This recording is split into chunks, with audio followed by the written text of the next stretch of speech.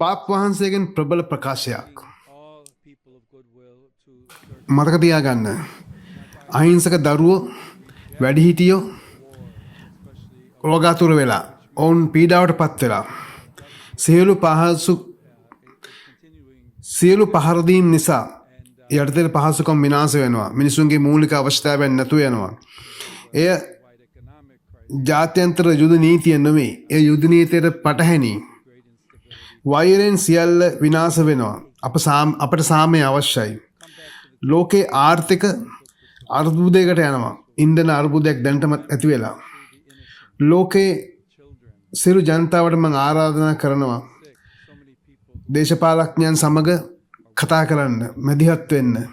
අධිකාරිලත් ආයතන එක්ක කොංග්‍රස් සභිකින් එක්ක මේ සාමය ගැන කතා කරන්න. අපි යුද්ධය ප්‍රතික්ෂේප කළ යුතුයි. උපුටා ගැනීම අවසන්.